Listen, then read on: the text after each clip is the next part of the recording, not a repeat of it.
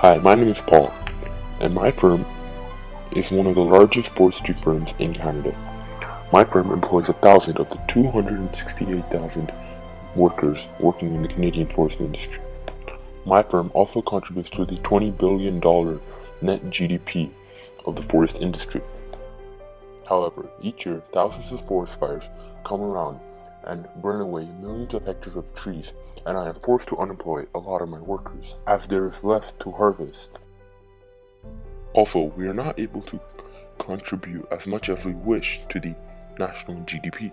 This is why me and my firm support Forest Fire Foundation, as they help raise awareness about forest fires to help prevent them and stop them from getting worse. Here is my good friend Tapnish from the Forest Fire Foundation, here to educate you about forest fires. What are forest fires?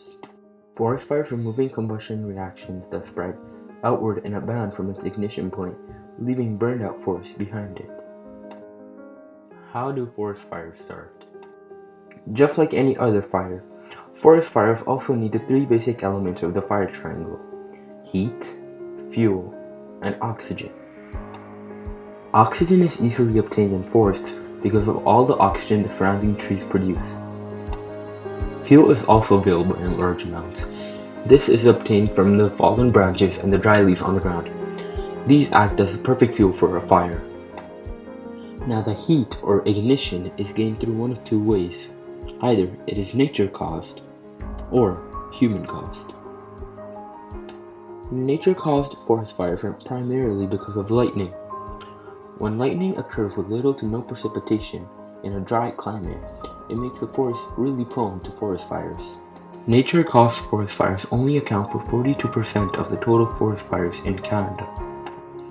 Humans cause forest fires through ways such as leaving the campfire unattended, discarding cigarettes while camping or hiking, and some even on purpose.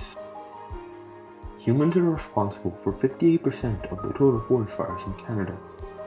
This goes to show how easily we can prevent more than half of the forest fires in Canada just by being more careful. The effects of forest fires. Forest fires have effects on two major areas: the economy and soil. Let's take a look at the steps that are involved in harming the economy. The fire will start off in a forest, burning thousands of hectares of trees. Then, the fire will spread to a nearby town or community, burning thousands of homes and forcing people to evacuate. The government is now obligated to accommodate these people and give them safe shelter. The government will now pay millions of dollars to fund planes, firefighters, fire trucks to extinguish this wildfire. The Canadian government spends an average $300 million a year on such operations. Throughout the whole process, forest fires cost the Canadian government close to $500 million a year, whether that be from rescue missions or extinguishing the fire. Not to mention the burnt trees that could have contributed to Canada's $20 billion forest industry.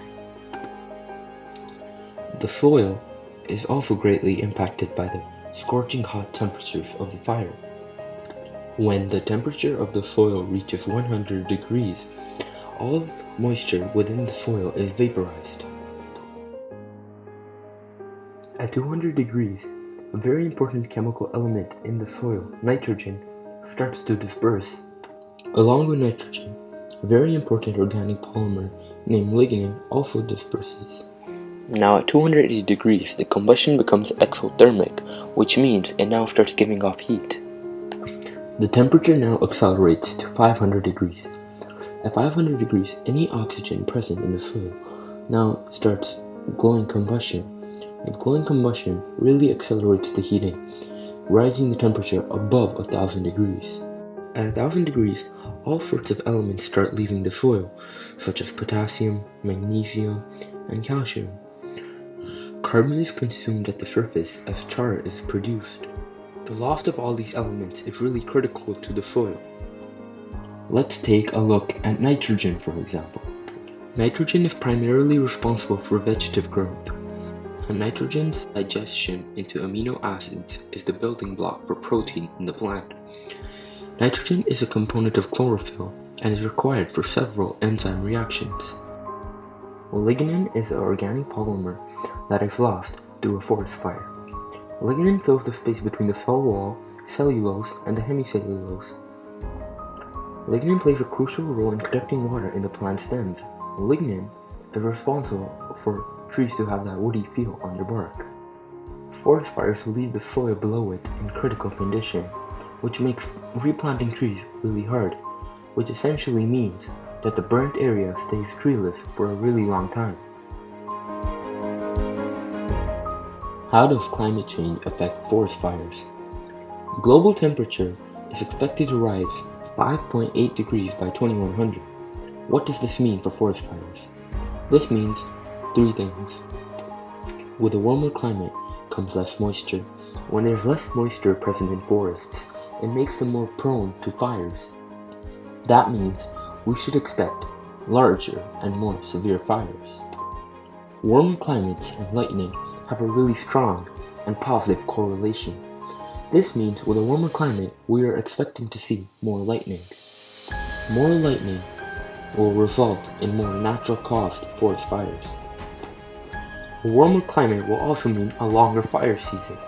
This is especially true in northern countries like Canada. With a longer fire season, we are expected to see more annual fires. So, if global temperature does rise like it is expected to, we can see more annual fires, more natural cause fires, and more larger and severe fires coming our way. We do not want that, as this will negatively impact Canada's economy and its ecosystem. We have the power in our hands to stop that. We can all work together and prevent forest fires. We can easily do this by stepping away from fossil fuels for energy. We need to start looking for alternate ways for energy, for things such as wind, solar, and hydro.